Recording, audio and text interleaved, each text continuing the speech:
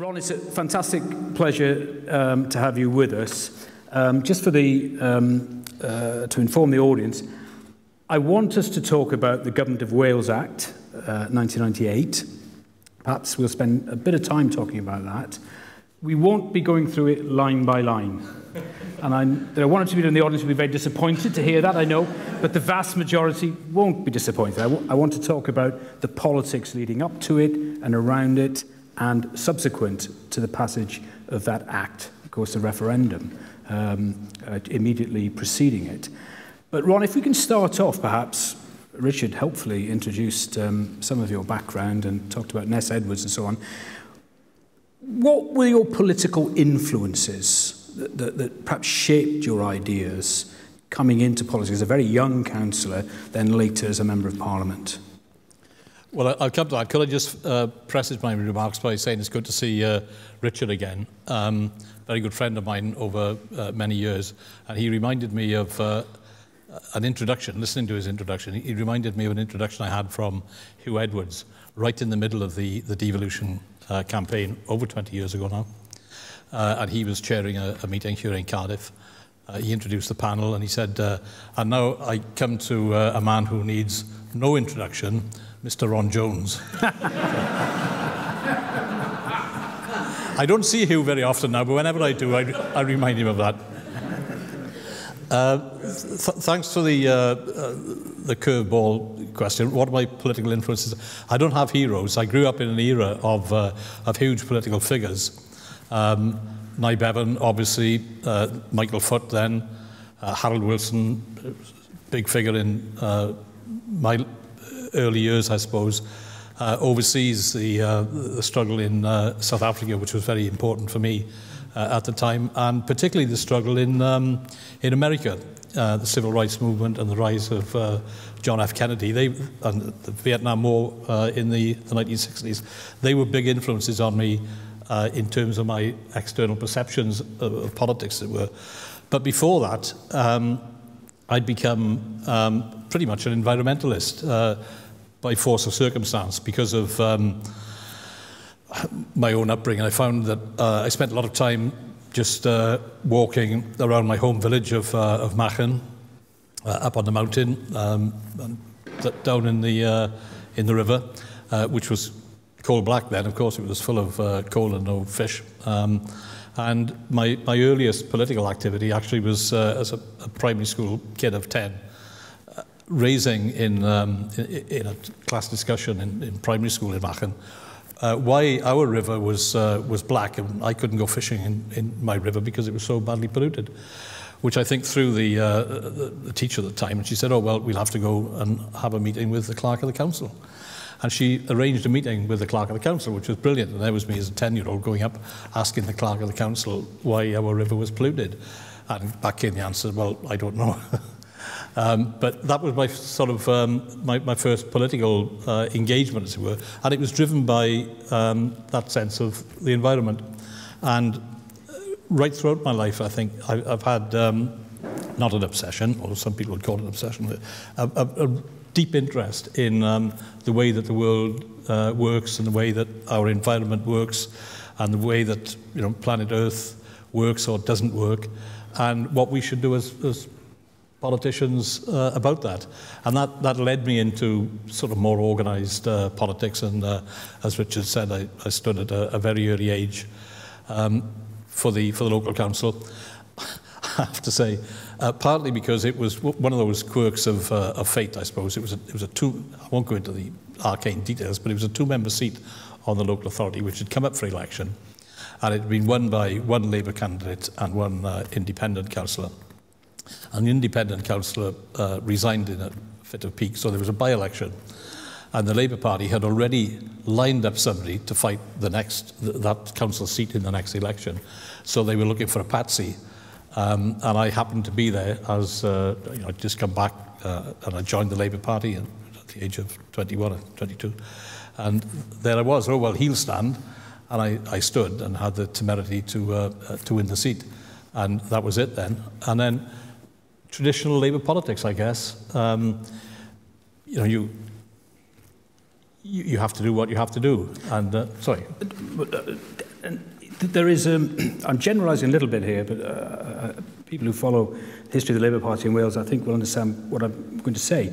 There is what is sometimes described as an Eastern Valleys tradition in Labour, which, Ness Edwards is an exemplar of that in a way, which historically has stressed, I'm putting this probably generously, sort of internationalism of organised labour, and has been at times quite viscerally opposed to notions of Welsh identity and any constitutional arrangements specifically for Wales. There was a referendum in 1979, which the Welsh people kicked out in no uncertain terms. How did you vote in that referendum? The issue of Welshness and identity and governance didn't feature in that period of mine in the late 1960s and then the early 1970s. I mean, what happened was quite a seminal event, I think, in 1976. Plaid, I mean, they fought a very strong campaign in the by-election previously in 1968. But they fought and won control of the local council, which is a huge upset. I mean, there was a 48-member Labour council. It was a huge upset to see these valley seats going to Plaid. And I guess, I mean, that was the first sort of insight that I had, really, that there was another political culture. I was rooted in the Labour Party. I, make no apologies, and I was deputy leader of the council, and I did what I had to do as a hard-nosed Labour activist. And by this time, Neil Kinnock had been elected as the Member of Parliament for Bedwellty, and he was setting out his own stall in terms of his left-of-centre approach to politics, and I was part of that. But then seeing Plaid in action in the local council was quite it was upsetting, I suppose, but it was also interesting, because here were people who had a political culture which was different from the one that I operated in, and issues about the Welsh language. Suddenly we had bilingual lead-headed paper on the council, and there was a lot of argument about that, and I have to say that I felt, well, if people want to use the language that they speak, why not? And I guess that my attitude, my hardline Valley attitude towards the language and identity started to shift. At 79? Are you I'll come to that, but in the 79 referendum, bear in mind that the politics in the valleys that I grew up in wasn't with the Tories. We all said, we hate the Tories and all the rest of it, and we did with Avengers, but there weren't any Tories there to hate anyway, and so when Plaid came along, well, we'll hate those instead. And because you've got to have enemies, haven't you, in politics, to give you something to rally round. And I can remember in 1979, there was a dissent in the Labour Party. Within local government, we'd had the 1974 reorganisation, and that had given us a new county council, which we didn't have before. We had new elections to the European Parliament, and now the Labour Party, without much discussion, was asking us to vote for a National Assembly in the 1979 referendum. So when I went along to the polling station, I was sceptical. I tell you honestly, I didn't have any firm conviction in my mind about which way I was going to vote. And there was a couple of tellers at the polling station, and they were both Plaid. And one of them I came to know very well in subsequent years. She was a very forthright woman, Plaid activist, Plastering Green. And I was, by that time, a fairly well-known local political figure. And I had a little bit of grief from her, well, come on, Ron, you have to vote for this. And my attitude was, as you expect, well, if you think I'm going to vote for your bloody cause, missus, you've got another thing coming. So that was it. I went in and I voted no, but without any conviction, and that is the truth, but that's the way that these decisions were taken. And at that time, my focus was very much on local politics. I was very much involved in the wider trade union movement, but that, I have to say, frankly, doesn't do much to raise your horizons. And so issues of identity weren't there in 1979. And then we have to fast forward to some extent here, but you were elected as a Member of Parliament in 83, and with hindsight, that's a long time to be in opposition. I think Jack Straw was elected in 79, wasn't he? Yeah. A little bit further, but there was a generation then who really had to slug it out in opposition. What was your relationship to, obviously John Smith was your Kinnock initially, then John Smith. Yeah. What was your relationship to the New Labour project? Were you, I mean, Jack Straw refers to you in his autobiography as Ron Davies appeared to have learnt his political methods from the dons of the Welsh Labour Tafia, like Ray Powell. Now, I don't know if that's a compliment. And Blair says in his autobiography, most people felt Ron Davies was too talented an operator for comfort. So they seem to see you as a bit of maybe a stereotypical South Wales Valleys politician. How did you see New Labour? Well, I didn't know that I'd given Tony Blair that degree of discomfort, and I'd draw some comfort myself from that. I got elected in 1983, and it was an absolute disaster. People here will remember that election and all that went around it. And it was an absolute disaster. Michael Foot was the leader, a lovely man. And after he was elected, the leader led us into the election and resigned afterwards. And Kinnock was in a sense, the obvious candidate representing a new generation. And I don't think at the time anybody thought that Kinnock was a harbinger of any substantial change. I think we all knew that things had to change in terms of organisation, in terms of presentation, in terms of policy. And we sort of sat back and waited to see what would happen. And enter stage left was Peter Mandelson, who was very closely allied with Neil Kinnock. And that was the first signs of a new culture which was coming into I'm talking about the Parliamentary Labour Party, but also it was influencing the wider Labour Party. And it wasn't something which I viewed as healthy. Not because I didn't want to see the changes. I was very much in favour of some of the changes in organisation and policy review and all the rest of it. You have to do that in politics. But the way that there was this overemphasis on presentation, the willingness to do anything in order to achieve the ends that you wanted to achieve. And I was pretty uncomfortable with that. And I suppose Neil understood my discomfort because he appointed me to the Whip's office, which is as perverse as it comes. So there I was in 1984, one of the, I say enforcers, that's, you're supposed to be an enforcer. But in my group, I was the Welsh Whip. I had Jim Callaghan and Michael Foot and Neil Kinnock and John Morris and Denzil Davis and Ted Rowlands. And if you know these people, there's me I've got to go up to these and say, listen, it'd be about 11:30 tonight, the last vote, but we're looking for a big vote to surprise the Tories. Is that okay? Well, we had some interesting conversations. So. No, it wasn't okay. So I was pretty central to the whole thing, I suppose. And in 1987, I think we expected that we were going to get what we got. And of course, right after we'd gone through the miners' strike, by the way, which was a seminal influence because my attitudes were changed fundamentally by that time. And I'd seen politics from the inside. I'd seen the way that we as Welsh MPs weren't able to hold to account Welsh office ministers. We weren't able to influence decisions. We had the farce of Welsh Grand Committee meetings and select committees and Welsh Day debates on the floor of the House of Commons, and it meant absolutely nothing at all. And successive secretaries of state that I'd go along as a constituency member of Parliament to argue a case, and it was just a brick wall. You knew that you had the courtesy of an audience, and you had 5 minutes to make your case, and you knew that it wasn't going to make the blind bit of difference. You got the feeling that they weren't even listening to what you were saying, but because you're a member of Parliament, you had the courtesy of an audience. So that had a big effect on me. And if I can just slightly digress, I'd had, I don't know if Gareth Hughes is here tonight, probably not. But in 1986, I had my first daughter, Angharad, was born. And she started going to Cylch Maithrin. And what I'd seen 10 years previously with Plaid in the Valley, I saw through not through Plaid, but through the Welsh language movement in people associated around with Welsh language.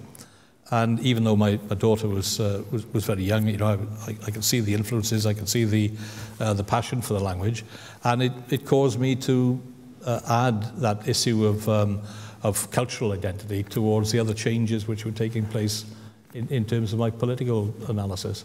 So I think I read somewhere, it's sometimes... I haven't answered your question about New Labour yet, by the way, I'll come to that in a moment. It's sometimes said of you that it's probably a cliche, that you saw some graffiti somewhere saying, vote Labour, get Thatcher, and there were 2 or 3 examples, those around the M4, of course. But it was a more gradual... the miners' strike you mentioned was obviously seminal, pivotal for all sorts of reasons in Wales and certainly South Wales. But was it a more gradual shift with a number of dimensions to it? It was, and I think that's what happens. You know, I was growing up in politics, and I was growing up. You know, I'd grown up in my home environment in my village, and I'd moved and I'd grown up in council terms and in wider party political terms, and then I'd had this fairly eye-opening experience being in Parliament. I was fairly young when I went into Parliament, and you know you've got to fight your corner. I have to say, I'm sorry if it's a sort of macho and unpleasant way to describe it, but you do, because people talk about bullying now. Then you'd physically get bullied. You'd watch where you sat and what you said when you were in the strangers' bar at 2 o'clock at night, because if you gave somebody the benefit of your wisdom, you'd... Are you going to name names for us, Ron? Or are you, Well, I got decked one night, if I can use the expression, by Walter Harrison, who was the Deputy Chief Whip, and he was a real bruiser. He was a guy who had sustained the minority government under Jim Callaghan when the coalition was there. And I said to him, well, this isn't the way to run a whip's office, Walter. And then I got up off the floor. And it was like that, you know. It was... I make no apologies. I'm not saying that it should be like that, but that's what it was like. And those were the influences that were on me. I've lost my thread a moment. Let me ask you back to the 1987 thing. And so there were all of these influences, which, if you're growing up, as I was, and I was exploring and I was thinking about politics, I'd gone through the miners' strike and I'd seen what happened in my constituency, and I thought, frankly, what the Labour Party is currently saying doesn't address these issues. The destruction of mining communities in my valley, the loss of 10,000 jobs in coal and steel and transport and associated industries. Where are these jobs going to come from? You know, I didn't think that we were credibly addressing those. And it is true that after the 1987 election, I was driving around Caerphilly constituency, if any of you know it, the bridge as you're going out from Nelson up to Tree Lewis and then Bedlinog. There on the bridge was, in the morning after 1987, we voted Labour, we got Thatcher. And you see something like that in a time of disappointment and despair, and you think, got to think about that. Devolution is seen now, devolution for Scotland and Wales, as a Blair legacy, but it's a John Smith legacy, arguably, more so than Blair. And it was Smith, I think, you shadowed agriculture first, which people sometimes forget, but it was Smith that invited you to shadow Wales, wasn't it? Initially. One of the things that annoys me when people are writing or commenting on the sort of devolution process, that Tony Blair forced devolution through. Tony Blair didn't force devolution through at all. Tony Blair was completely apathetic to the cause of devolution. What happened was that after 1987, the Labour Party here in Wales started to ask itself the question of what are we going to do about devolution. And it was largely on the back of the Wales TUC. People like George Wright and Derek Gregory were very forceful in favour of devolution. So the Wales TUC policy was always, we want to have our own parliament, our own assembly, call it what you will. And then that influenced the Labour Party. So the Labour Party, through its annual conference, was always sort of nudging towards some form of discussion about devolution. But we all knew where Neil Kinnock was in 1987. We weren't having any of that. So we fought the 1992 election on the basis, well, we're in favour of devolution, but we're not going to do anything about it. So that was broadly it. And prior to that, the Wales Labour Party had established a commission which was asking people what they thought about devolution. Chaired by Ken Hopkins, wasn't it? It was chaired by Ken Hopkins, yeah. And it was run by the Labour Party. And in about 1989, it'll be in the record somewhere, about 1989 or 1990, he came to the Wales group of Labour MPs to take evidence and wanted to know what we thought. Well, by that time, I was, I don't say it immodestly, but I was a fairly influential figure in the Welsh group, and people would obviously could have been interested to hear what I had to say, or maybe not, but I was going to say it anyway. And I can remember having a chat with a few people of like minds, John Owen Jones, you know, and Wyn Griffiths, Nick Ainger, people. No, Nick wasn't there then, but people like that. We would chat about devolution, and I was of the view that. I was a fully paid up member of the Identity Club. You know, we've got to do something about Wales identity and all that goes around with that. But then it was the question of, well, is it going to be a parliament? What powers is it going to have, or whatever? And I just took the view, if you're going to do this, you've got to believe in it. And if you do this, you can't say, well, you know, we've got to have our own parliament, we've got to have our own assembly. Oh, but by the way, we're not going to give it many powers. And if we just showed a sense of that degree of timidity, that we're just wasting our time, we'd get, you know, what we got back in 1979. So I went in, and I was convinced then, and I said it, and it caused a few raised eyebrows, that I felt that we should have a full lawmaking parliament, and that should go into the manifesto. It didn't go into the manifesto in 1992, but it was fed into the commission.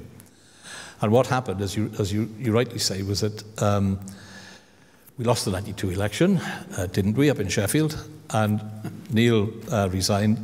Scotland, by this time, had gone a slightly different path because they'd have their convention, and they had, you know, huge political figures like Donald Dewar, who featured very, very prominently over the next 5 years, and John Smith. And John Smith had been the minister who'd taken the original legislation through back as a Minister of State in 1976.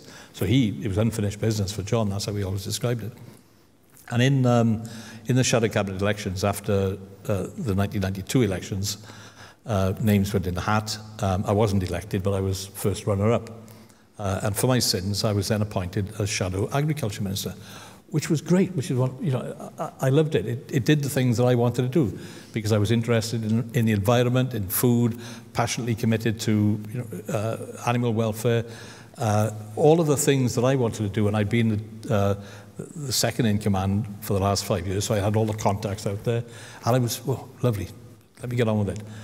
And then Brian Gould, who had fought to become the deputy leader, didn't, and then resigned from the shadow cabinet and from Parliament and went back to academia in New Zealand. And so there's a by-election into the shadow cabinet, and I put my hat in the ring. And two pretty good friends of mine subsequently, Tony Banks, who was the funniest man ever in Parliament, I've got no doubt at all, and George Robertson, who was a very dour but very, very good Scotsman. The three of us stood, and I won. By that time, Anne Clwyd was the Shadow Secretary of State for Wales. And she was, I'm sure she won't mind me saying, but she was uncomfortable doing it.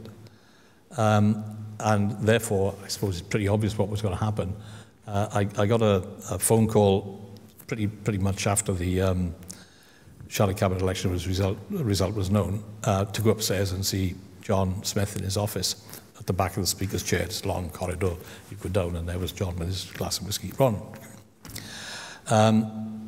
Right, congratulations. I want you to be Shadow Secretary of State for Wales. Well, I saw it come in, so you know, I wasn't over the moon about it, as they say, but I'd won the election, and you take what comes.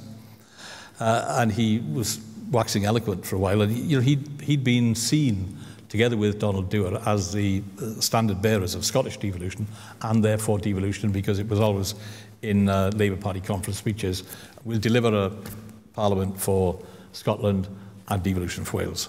And it was always tacked on without any real understanding what it was. Anyway, John said to me in a conversation like this, in two comfortable armchairs, Ron, he said, I want you to be Shadow Secretary of State for Wales, and I want you to deliver for Wales a strong lawmaking parliament, just as we're going to have in Scotland. Now, the Wales Labour Party, as anybody who's looked at it for the shortest period of time knows, is riven down the middle on devolution, and the parliamentary party, I guess, at best was 50-50 in favour of devolution, And then of the 50% in favour, only about 50% of those wanted to see anything meaningful. And suddenly that figure went through John Smith's mind, and he stopped talking, he looked at me and said, you are in favour of devolution, aren't you? Just having given me the marching orders, you know. And I said, yes, John, fine. And it was great. Then I set about working out my own sort of strategy, how we were going to deal with it. But when I became Shadow Secretary of State, I didn't have one piece of paper. I had nothing. There was no blueprint, there were no minutes, there were no records, there were no position papers, nothing at all. So I can see the size of the challenge, but it's a multi-dimensional challenge. Yep. Wasn't it? Because this is a classic example of Welsh Labour being both the major conduit, but also the major gatekeeper here. Yep. So almost winning, it seems to me anyway, almost winning within Welsh Labour had to come before the argument could be taken to civil society. Yeah. Whereas in Scotland, there's a very different process taking place. Yeah. Is that a fair analysis? Yeah, absolutely. I mean, I was very fortunate because when I became Shadow Secretary of State for Wales, I had what was called short money, parliamentary money to employ a researcher. And I forget the course of action which I followed, but Kevin Morgan from the university, who I'd met or I knew of, I had a phone call, and there's this guy wants to be considered as a researcher. We didn't have any advertising procedures then. You know, if somebody wants to do the job, well, okay, come and do the job. And I had this guy, unbeknown to me at the time. I mean, he was writing stuff almost in the name of Kevin Morgan. And I went up to, I had to give a speech up in the Rhondda. It was one of these regeneration meetings, and I'd been asked. And I read the speech. I thought, yeah, I'm all in favour of that. And it was making a full call for a proper lawmaking parliament. And this would have been in sort of 1992-ish. And that put the cat among the pigeons, because that was in the heart of the Rhondda, which wasn't at the intellectual forefront of the cause for devolution, if you know what I mean. And you know, Labour local government was not amused. Well, fortunately, at the time, the Tories decided that they were going to reorganise local government, which threw lots of stones in the puddle, but it got them all running round. And at the time, there were two groups in Welsh local government. There was the county councils and the district councils. And the county councils had their own association, the Association of County Councils, and the districts had the Association of District Councils. And they were both led by two men of Gwent. They were each led by a man of Gwent. The leader of the Association of County Councils, Graham Powell, I think he's dead now, and the leader of the Association of Districts was the leader of Newport Council, Harry Jones. So I thought, right, what we've got to do, we've got to get all these guys into a room.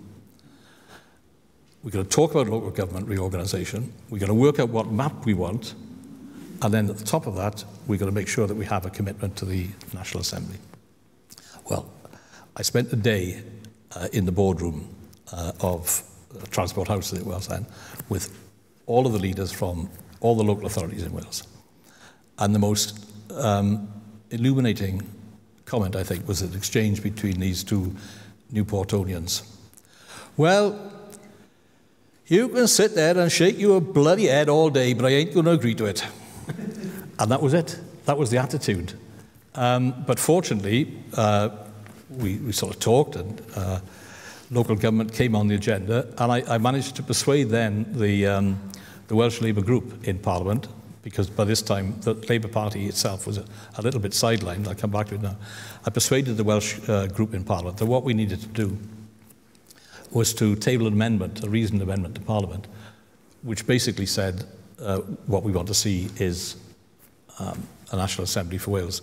And in fact, the clerk who advised me subsequently became the clerk of the National Assembly. He advised me on the form of the amendment. And we put it down. And then I had a meeting with Richard Livesey, who was leader of the Liberals, and David Wigley then, who was leader of Plaid. I said, listen, guys, we're going to have to work together.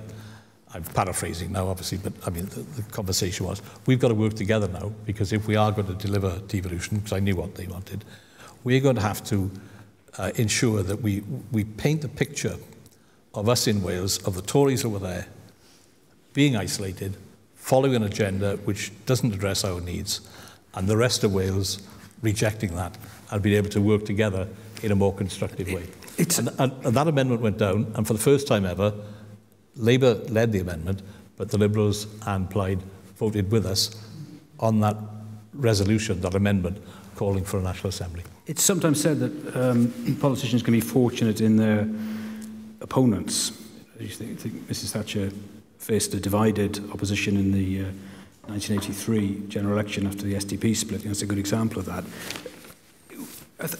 I think it could be argued that you were fortunate in having Wigley and Livesey, who were both, I think, generous and far-sighted and not sectarian, but also fortunate in John Redwood as a Tory Secretary of State. Those cards dropped quite neatly for you in a way. You could have had a different leader of Welsh Liberal Democrats, a different leader of Plaid Cymru, who could have been a little bit more edgy with you and less cooperative.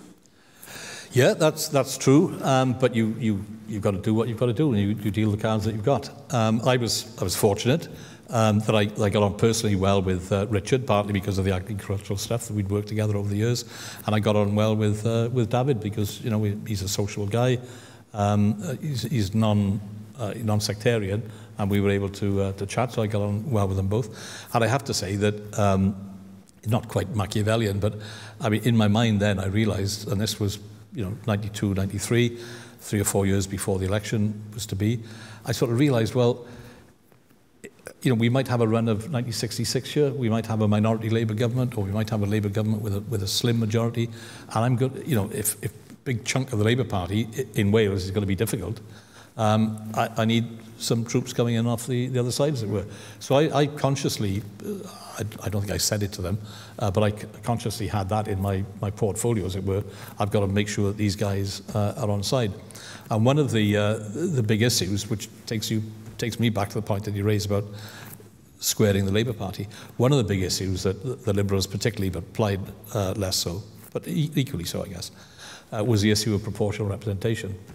And that bedeviled the whole process, because the Labour Party, for reasons of self-interest, obviously, just didn't want anything at all to do with any form of proportional representation.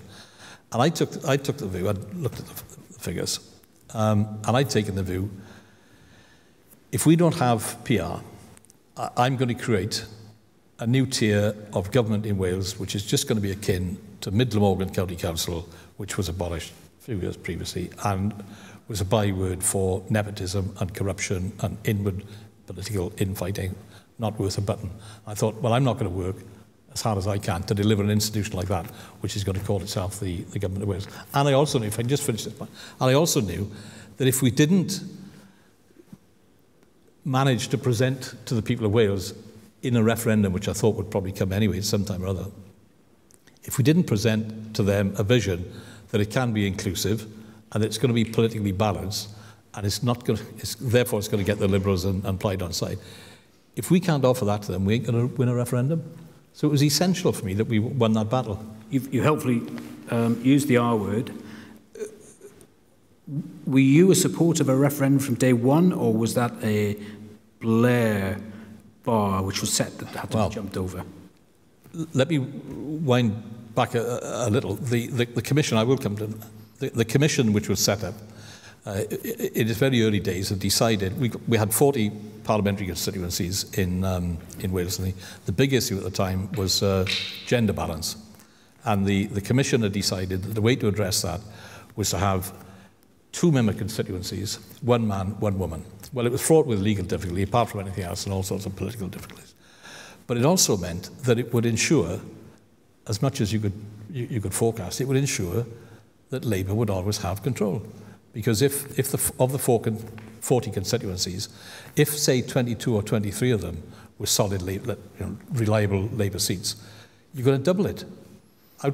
You'd have 23 out of 40, but then you'd have 46 out of 80. So it sort of doubles the majority, because if they vote for a Labour man, they're going to vote for a Labour woman.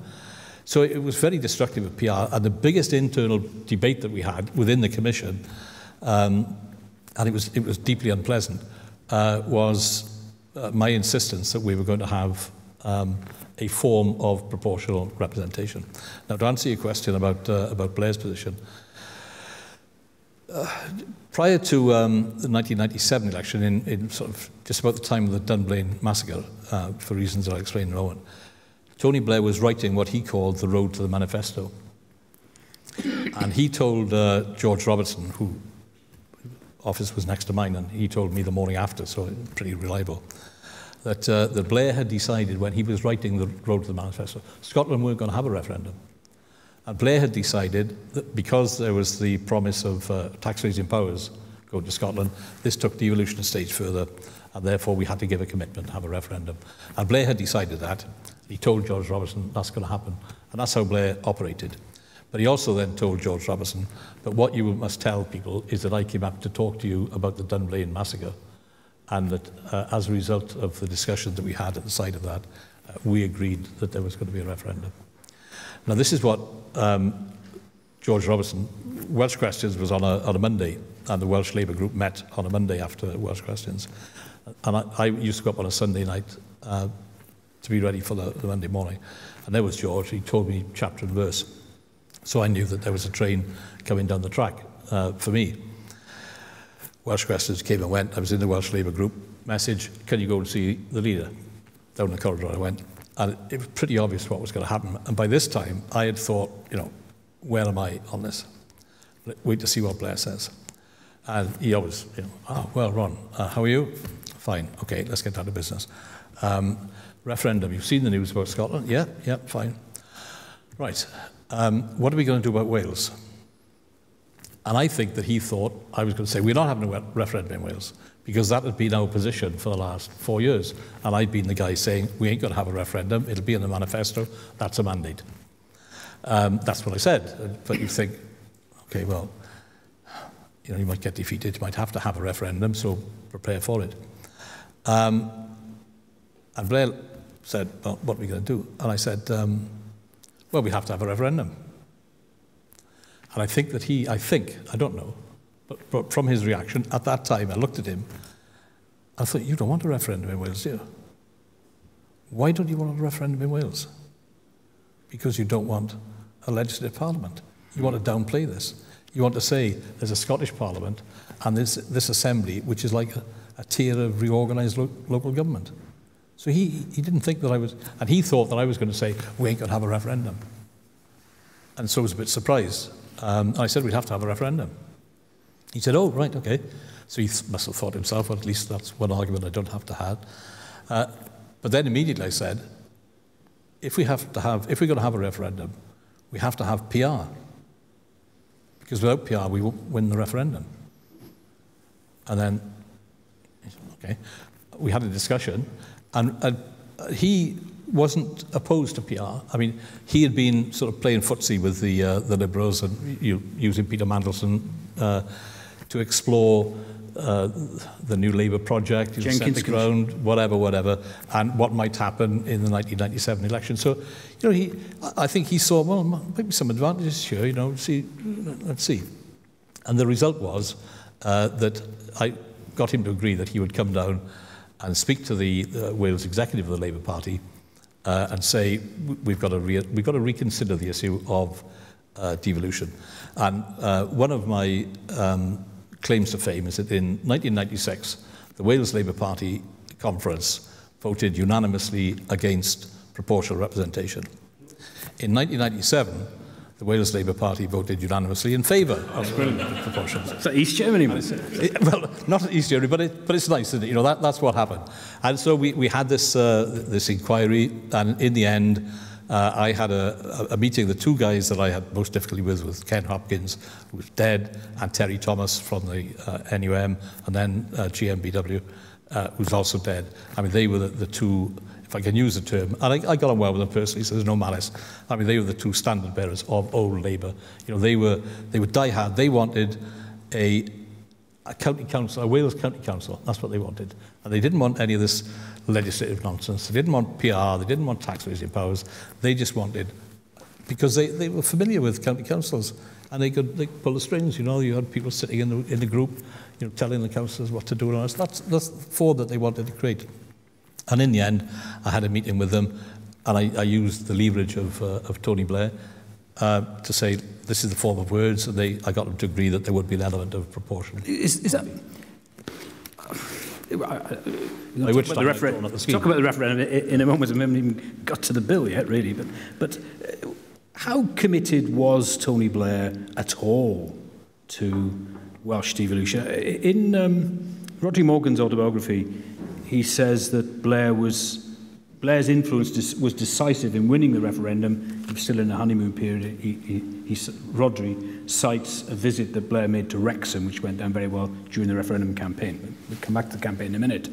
But in Alistair Campbell's diaries, sorry to spring this on you, Ron, July the 15th, 1997, so we're probably just into the referendum campaign or just before, you have lunch with Blair and Welsh editors, which is the media, who Campbell describes as a very unappealing bunch. I don't know who they are, maybe they're in the room. But he says Tony Blair did his best and gave them a semi-convincing impression that he was really up for it. Which, is that revealing? Yeah, absolutely, spot on. If Alistair Campbell said it, it must be true. No, I mean, that was Blair, semi-convincing.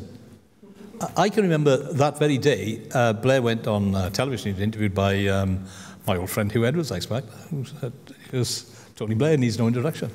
And he was pressing him, well, what do you say about devolution? And all Blair would say, if I had a vote in Wales, I would vote yes. That's all he would say. There was no more convincing argument than that. And, I mean, if Rodri thought that Tony Blair had, that huge influence, so be it. It's not a view that I share. I think the referendum was about much more than that. I mean, certainly, John Redwood was probably a bigger recruiter. We certainly played it as much as we could. But it was all the Thatcherism, it was all that baggage. That was it. I mean, Tony Blair might have personified the change, and people always like a celebrity, and he was a celebrity then, wasn't he, in 1997? And hey, what did he represent? He represented the end of the old era. But I don't think people actually made a conscious decision to say, okay, Tony Blair, he's a good guy, I'm going to vote for devolution. I don't think it was like that at all.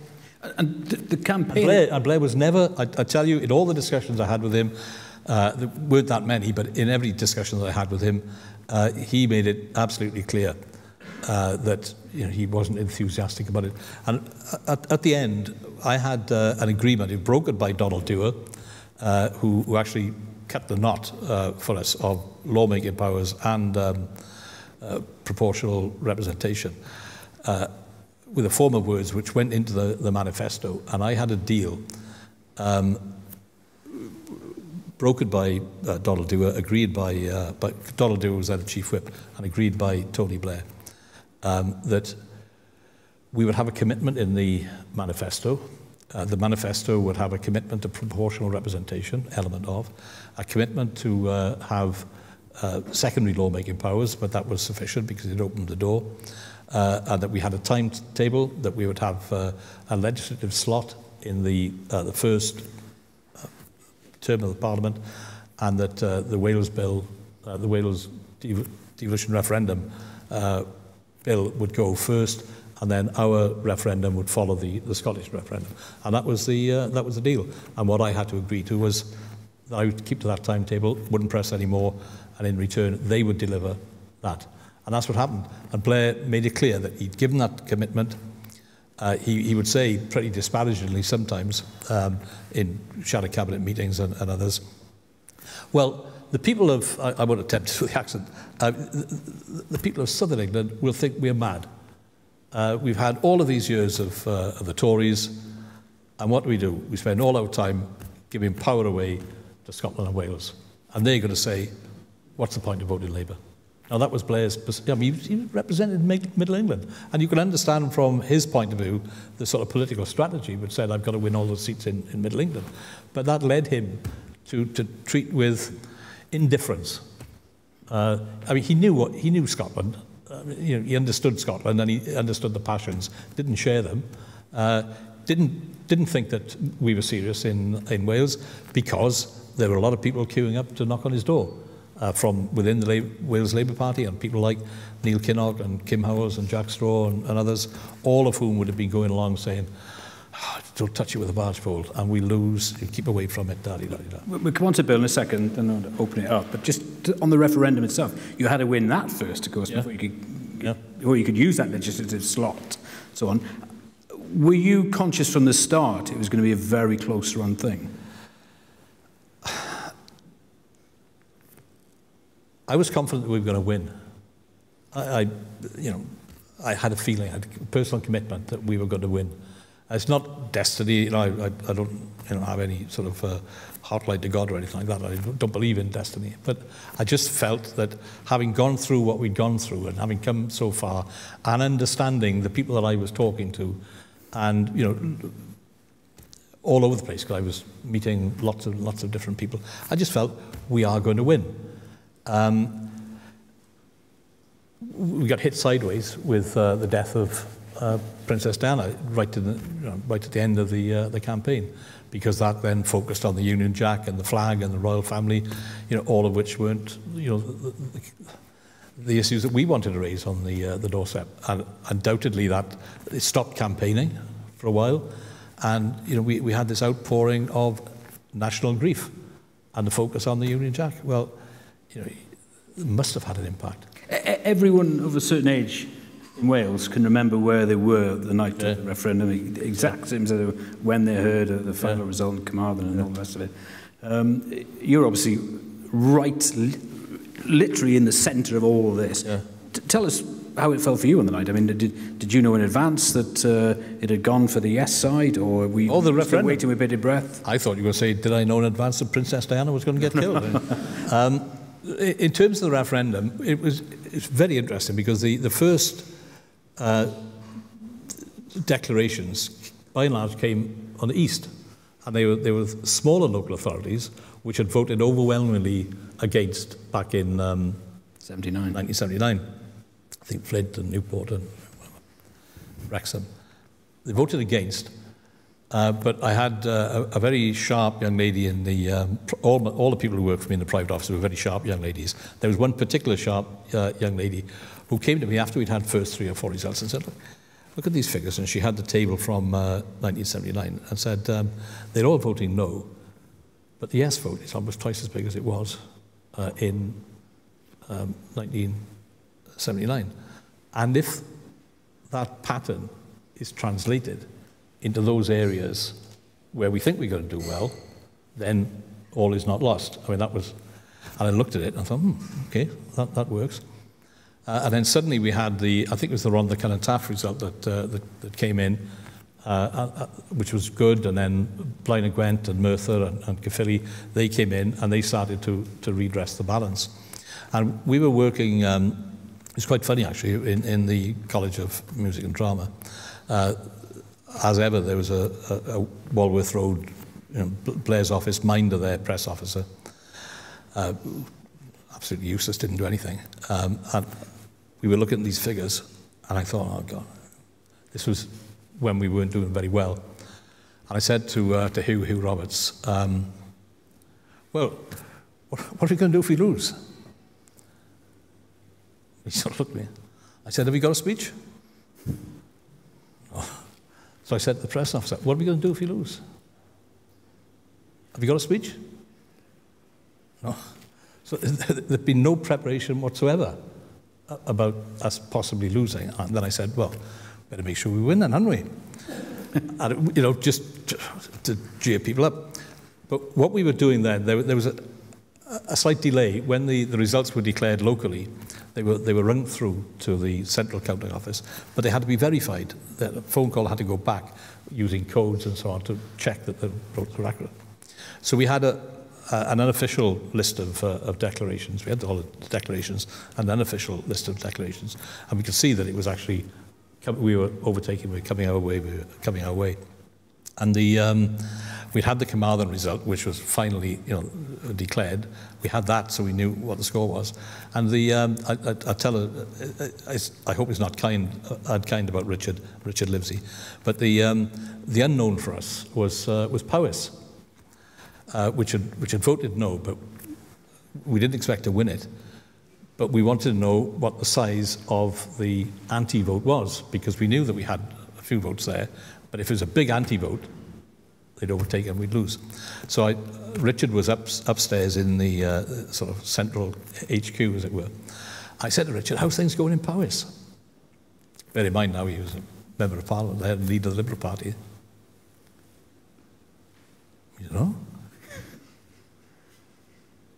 I said, have you spoken to your people in the count?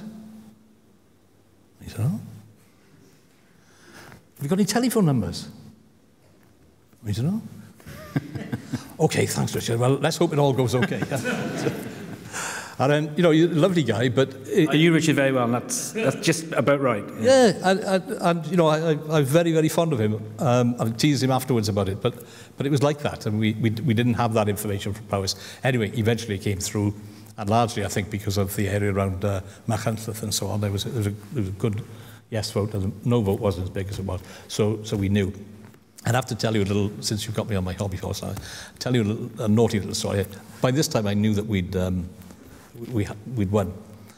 So I thought, right, I'm going to go down onto the floor, and because I was getting messages from some of my pals, you okay? Because I think they all thought, what's going to happen?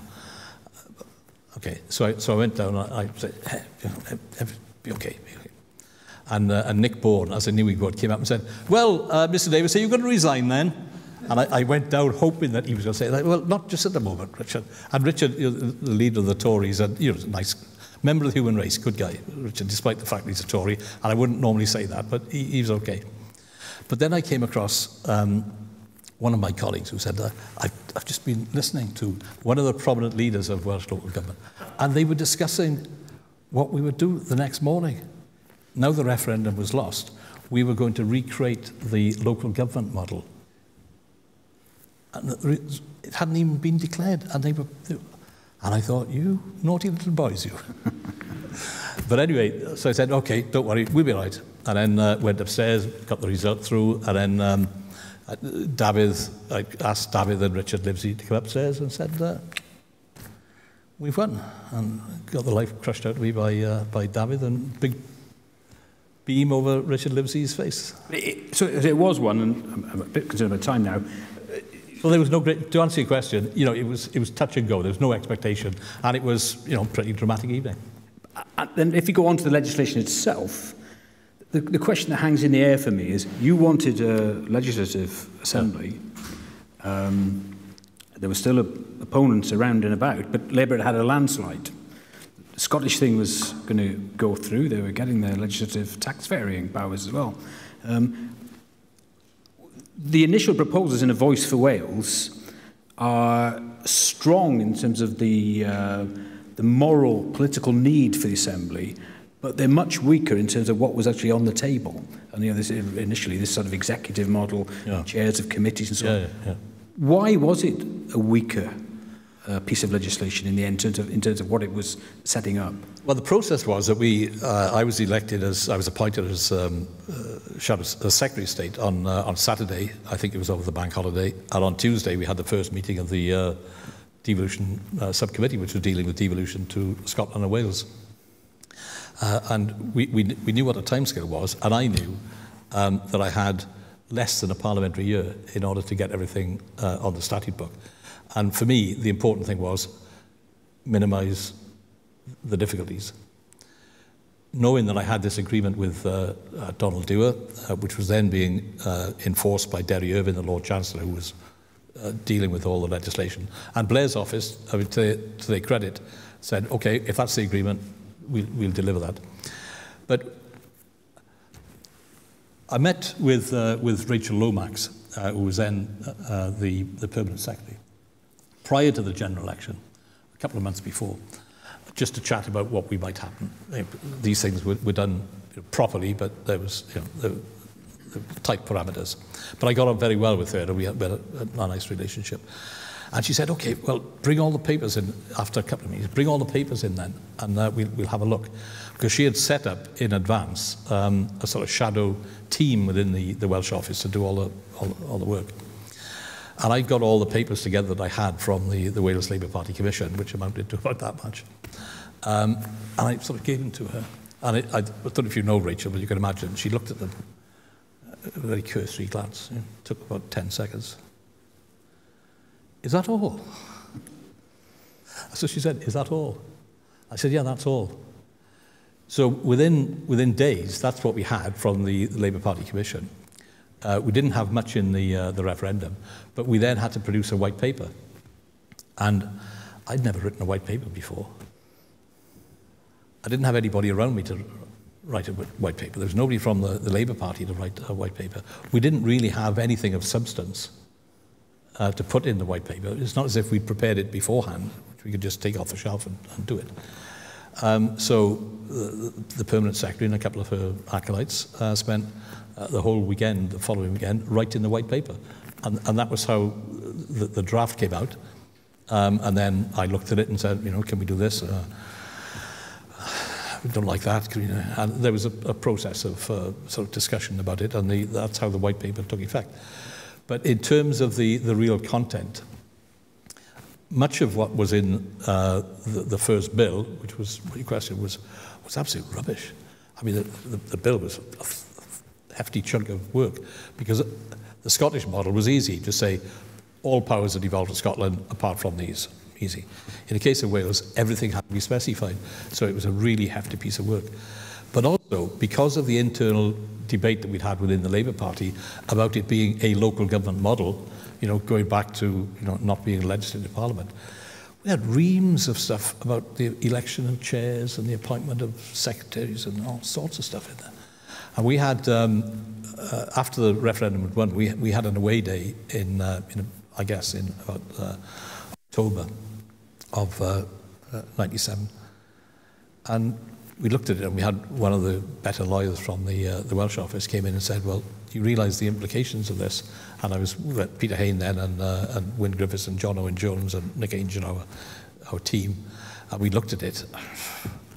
And there and then we decided that large chunks of the bill were going to be taken out. But because nobody else was worried about that. I mean, the battle in terms of the Labour Party had been won. Nobody in Blair's office was going to worry about it. Lord Chancellor's office wasn't going to worry about it. Nobody in the scrutiny committee was going to worry about it. So we took large chunks of it out. And then we did have a battle on a couple of minor issues. But by and large, because of the intervention of Derry Irvine and Donald Dewar from a Scottish perspective, we were able to get pretty much what we wanted. Rhodri Morgan, in his autobiography, I think it has to be said, a touch smugly describes the 1998 Act as a half-baked piece of legislation. Is that fair?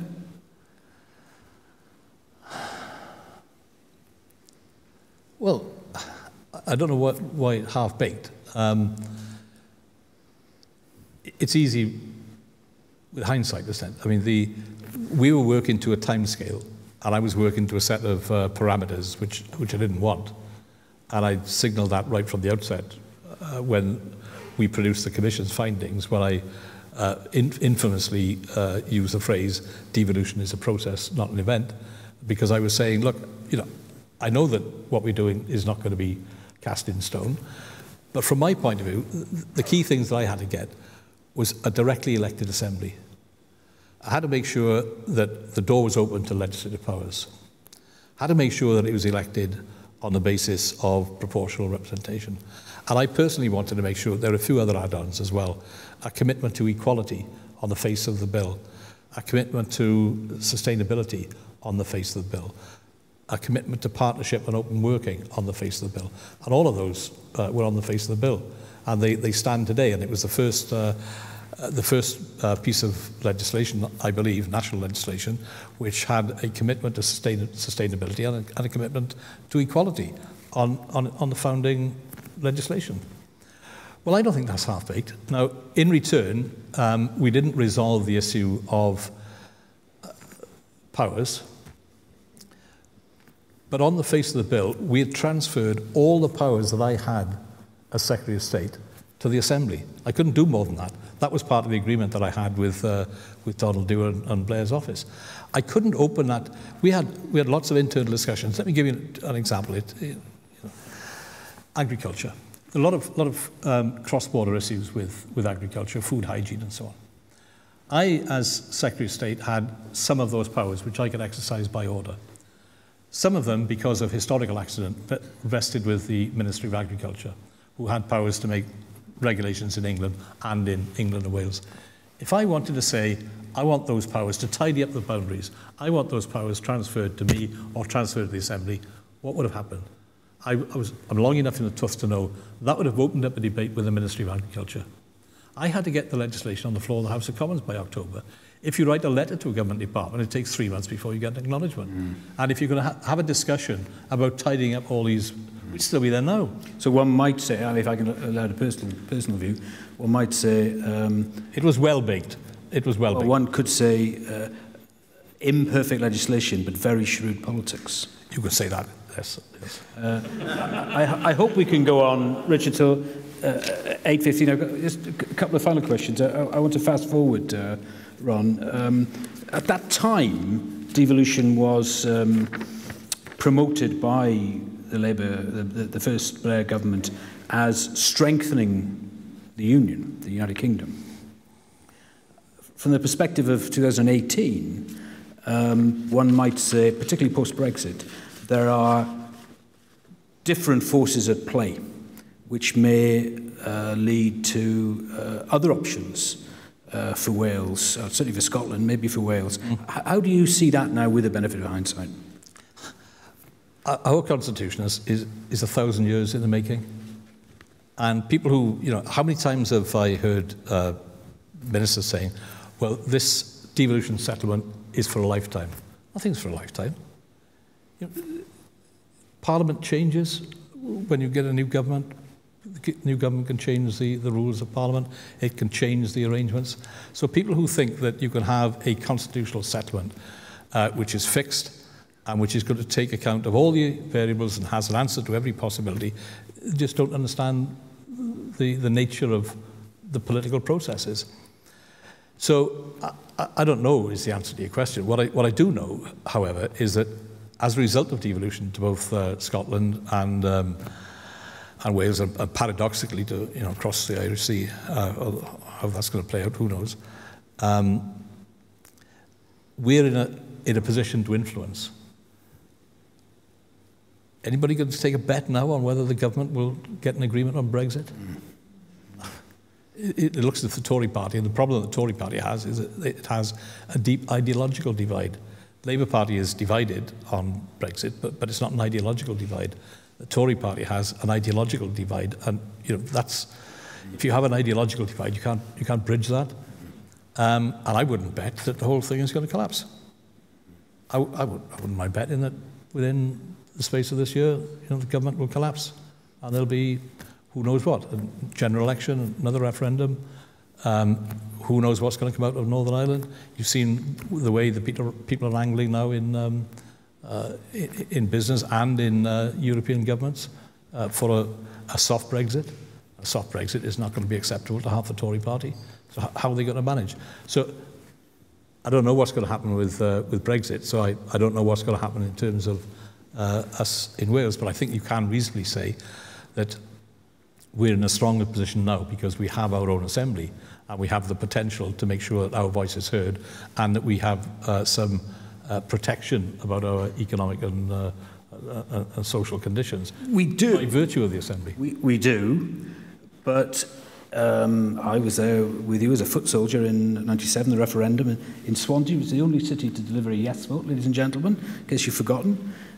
Did we oversell the ability of the Assembly to transform Wales's economy? I mean, have we got to be, those of us who are strong advocates of devolution for Wales and much more powerful devolution than we got now, did we oversell that? It's a good argument. I wanted us to have, in terms of the referendum campaign, I wanted us to have a much more upfront, vigorous assertion of our national identity and of the principles on which we were fighting the referendum about taking power to ourselves sounds a bit like a Brexiteer now, but taking power to ourselves and creating a self-governing Wales which is proud of its heritage and its culture. I wanted to take great responsibility. That's what I want. But there was no way that I could get that through the communications expert. And so, you know, you're left with what you can, I suppose, you can do. I accept that point. I suppose my question really is about, has the overpromise, if we take that assumption, fed into a sense of disappointment with the electorate? There is certainly that, and the biggest sense of disappointment was how the legacy of the Objective 1 money was just dissipated. You know, we've had best part of, I don't know what the figure is, over £3 billion at least as a dowry, and you've all seen the forecast, the profiles of the Welsh economy, just going down and down and down relative to everybody else. That sounds like a criticism of Labour governments. Oh, it's a criticism of the Assembly, and I sat in as a member of the Economic Development Committee, and when they were producing the programme documents, they were laughable. I mean, they were saying, on the basis of this programme, we are now going to become a tiger economy like Ireland. Why? Oh, because sitting on the programme committee, we've got a representative from business, we've got a representative from the voluntary sector, we've got a representative from local government, and we've got gender balance as well. So that will ensure that we have a successful economic programme. I mean, they were just deluded. Final question before I open it up. When I've done this before, I ask everyone this. Your career has taken you in directions you weren't expecting, I'm sure, for all sorts of reasons. I think you can say that, yeah. But I always ask people... But you don't know what I was expecting, do you? Indeed, I don't know. I'm making too many assumptions. But I always ask people, do they have regrets? But can I ask you also, if you answer that, can I ask you also, do you look back at the period from the mid-90s through to the establishment of the Assembly? Do you look back on that with pride? Well, you always got to be careful about pride. But I think I can say to myself that the work that I did from the period from probably 1987 to probably 2000 was positive. A lot of the things that I achieved then, I believed in, I wanted to achieve, and I hope that Wales is a better place because of that. Do I take pride in it? I was fortunate. You know, things fell my way, and I had the resources. I'm sufficiently resilient. I get up when I'm knocked down, so I'm sufficiently resilient. I'm sufficiently, I can see things. I'm not talking about delusions now, but you know, I can see, you know, strategies. I can make links. I can do that, and I used the talents that I had to achieve what I believed in. Am I proud of it? Yeah, I probably am, yeah. Ron, on everyone's behalf, can I first of all thank the staff here? I think we've overstayed our welcome service. I'm very grateful, and to our translator here. Thank you very much for your patience. But on the audience's behalf, Ron, thank you so much for being open and very reflective, I think, about your considerable contribution to Welsh public life. And I've quoted now and again autobiographies. I'd really urge you, I think I'm speaking to everyone here, write it down. Even if it's just into a tape recorder and somebody else types it up, please write it down, because you've got a lot to say, which means a lot to a great many people. Diolch yn fawr iawn i chi.